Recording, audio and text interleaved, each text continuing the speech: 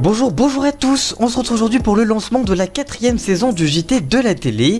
L'habillage change, le contenu reste le même, environ un quart d'heure d'infomédia chaque vendredi à 20h. Et au sommaire cette semaine, on va parler de la série The Handmaid's Tale, vous allez découvrir la date de diffusion de la 3ème saison sur TF1 série et film.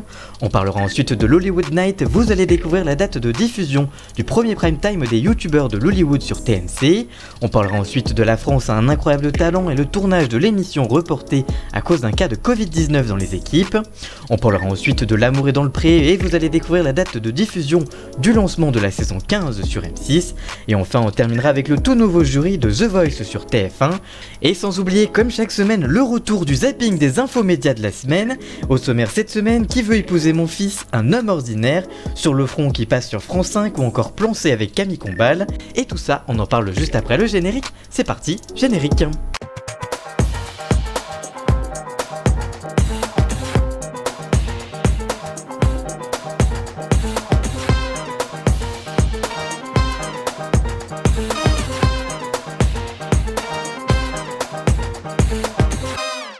Après le succès plus mitigé de la saison 2 sur TF1 série et film, The Handmaid's Tale est de retour sur la chaîne pour la saison 3. La série dystopique The Handmaid's Tale diffusée aux États-Unis sur Hulu est de retour sur TF1 série et film. À rythme de 3 épisodes inédits par soirée, les téléspectateurs découvriront la suite des aventures de June. Pour rappel, l'histoire se déroule dans un avenir proche, à une époque où la société est marquée par une pollution et une infertilité croissante. La République de Gilead, dictature théocratique et patriarcale, a pris le pouvoir dans une partie des États-Unis et réduit certaines femmes au rang de simples reproductrices. Parmi elles, June, incarnée par Elisabeth Moss. Au début de cette saison 3, elle cherche toujours à récupérer sa fille, Anna, adoptée par une autre famille, tout en menant la résistance pour tenter de faire basculer le système établi. Une mission qu'elle va mener en étant au service du commandant Joseph Lawrence, un allié inattendu et de son épouse souffrante. Pendant ce temps, son amie Emily, interprétée par Alexis Bledel, a réussi à passer la frontière avec sa deuxième fille Nicolette, en grande dame des Waterford, qui la considéraient comme leurs propres enfants et n'ont pas renoncé à la récupérer. Emily va pouvoir retrouver sa femme, ainsi que le mari de June, Luke, et sa meilleure amie Moira.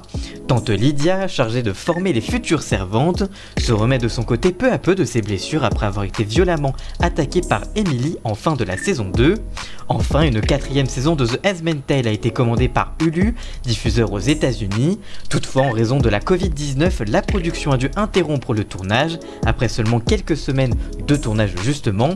Cette nouvelle saison aura donc 10 nouveaux épisodes contre 13 pour la saison 3. Ils devraient être diffusés dans le courant de l'année 2021, sans plus de précision. C'est à partir du dimanche 13 septembre prochain à 21h que TF1 série et film, canal 20 de la TNT, lancera la diffusion de la saison 3 de The Handmaid's Tale. Hugo, Manu, Chopin débarquent en télévision pour une grande soirée humoristique sur TMC intitulée l'Hollywood Night. Entouré de nombreux invités, le groupe de youtubeurs de l'Hollywood proposera un court-métrage entrecoupé de sketchs. Ils apprennent que Scarlett Johansson est de passage à Paris et ils se mettent alors en tête de convaincre la comédienne américaine de tourner une vidéo avec eux. Au cœur d'un hôtel de luxe parisien, le trio proposera une soirée semée d'embûches avec de nombreuses rencontres improbables qui pourra menacer l'avenir du collectif de vidéastes. Parmi ces rencontres, les téléspectateurs découvriront Pascal Légitimus, Elie Semoud, Fred Testo, Caroline Angloda, Valérie Damido, Lola Dubini, Pierre Cross, Audrey Pirot ou encore Benjamin Verica.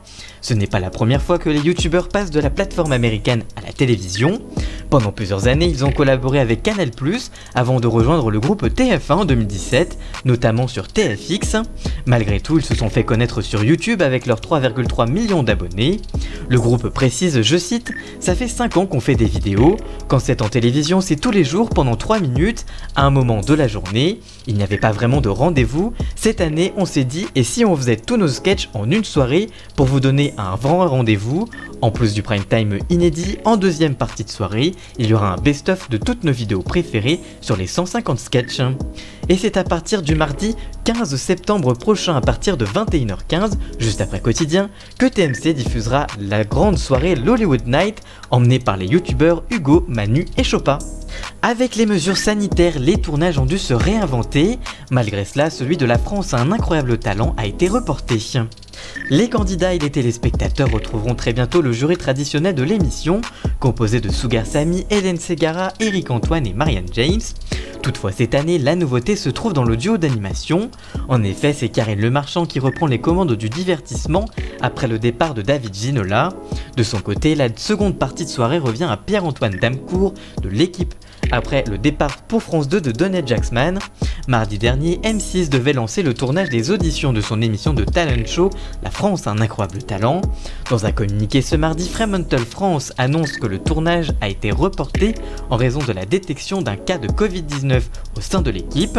La société de production indique, je cite, « Dans ces conditions, Fremantle France et M6 d'un accord commun annoncent le report immédiat du tournage qui devait démarrer ce jour.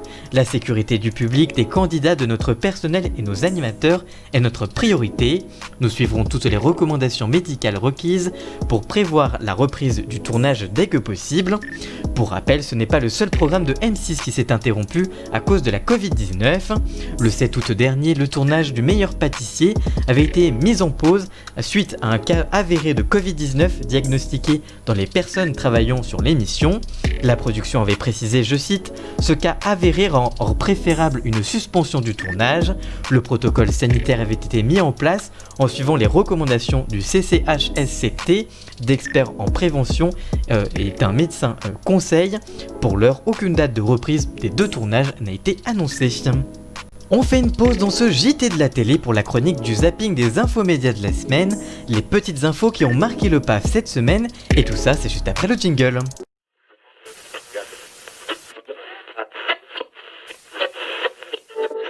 En 2010, TF1 lançait une nouvelle émission de télé-réalité en deuxième partie de soirée, présentée par Elsa Fayer, Qui veut épouser mon fils. L'émission a connu 4 saisons avant de s'arrêter en 2015.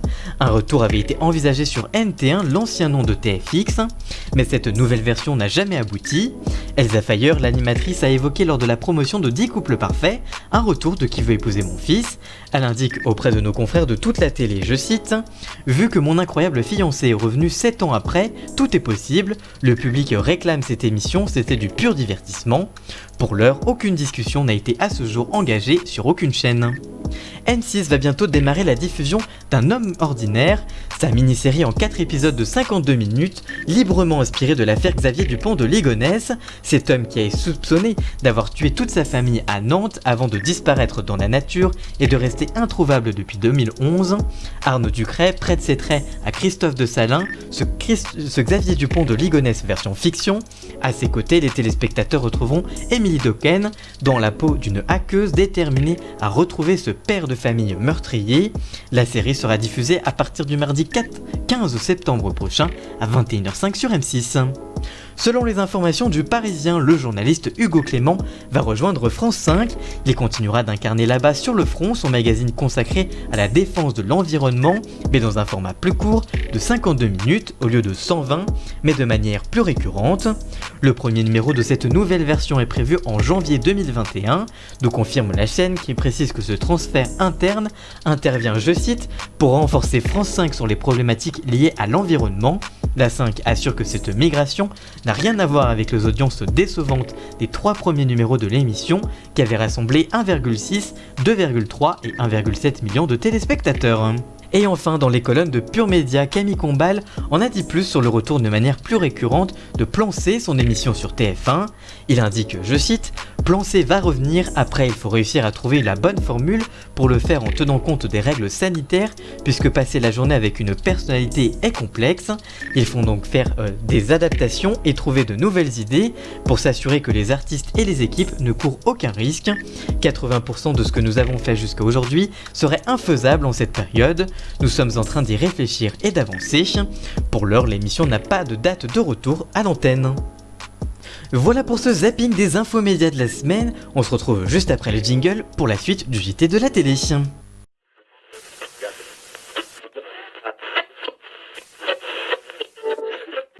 L'amour est dans le pré est très bientôt de retour avec Karine Lemarchand sur M6 et avec des nouveautés. Pour cette nouvelle saison, 13 nouveaux agriculteurs tenteront de trouver l'âme sœur avec l'aide de l'animatrice Karine Le Marchand. Elle sera de retour et prendra plus d'ampleur grâce à une réécriture des émissions de speed dating avant le séjour à la ferme. Hormis cela, le programme reste le même malgré les mesures prises pour le Covid-19. Pour M6, L'amour est dans le pré représente une audience non négligeable pour la rentrée. Pour rappel, la saison dernière avait rassemblé 3,4 millions de fidèles, soit 16,1% du public. Côté cible, les 15 épisodes avaient attiré 23,9% des femmes responsables des achats de moins de 50 ans, leader sur cette cible durant 11 soirées. Pour le lancement de cette 15e saison, L'amour est dans le pré fera face au lancement de la nouvelle saison de Clem. Les deux programmes très populaires auprès du public féminin vont donc s'affronter sur cette cible prioritaire pour les deux chaînes.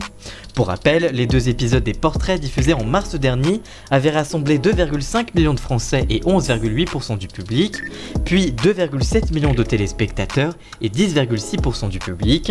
Les deux émissions avaient enregistré des scores plutôt décevants face au lancement de la saison 3 des Bracelets Rouges sur TF1, série très fédératrice là aussi sur la cible des ménagères. Et c'est le lundi 14 septembre prochain à partir de 21h05 que M6 lancera la diffusion de la saison 15 de L'amour est dans le pré avec Karine Le Marchand. Après des scores très encourageants pour la nouvelle saison de The Voice, TF1 prépare déjà la prochaine édition. En effet, c'est Pure Média qui révèle que la saison 10 a déjà été signée par TF1 avec un tout nouveau jury. Le site spécialisé révèle que Amel Bent et Marc Lavoine seront de retour pour une deuxième saison dans les fauteuils rouges. Par ailleurs, Pascal Obispo qui était à sa deuxième participation et Lara Fabian ne seront pas de retour. Pour les remplacer, les téléspectateurs découvriront les premiers pas dans le programme de Vianney. L'artiste a été approché à plusieurs reprises ces dernières années jusqu'à aujourd'hui. En plus de Vianney, Marc Lavoine et Amel Bent verront le grand retour de Florent Pagny. L'emblématique coach des saisons 1 à 7 revient. L'interprète de Savoir aimer l'avait déjà annoncé en juin 2019. Invité de Laissez-vous tenter sur RTL, il avait indiqué, je cite « Je l'ai déjà dit, je reviendrai pour mes 60 ans, donc ça va, c'est 2021. » Tout le monde me disait « Alors The Voice, alors la rentrée ?» J'ai dit « Attendez, je viens à peine de finir, je reviendrai pour mes 60 ans et mes 60 ans, c'est 2021. » Après un lancement au plus bas le 22 août dernier avec 3,4 millions de téléspectateurs et 21,3% du public, la saison 9 du programme a progressé de 400 000 fidèles en une semaine.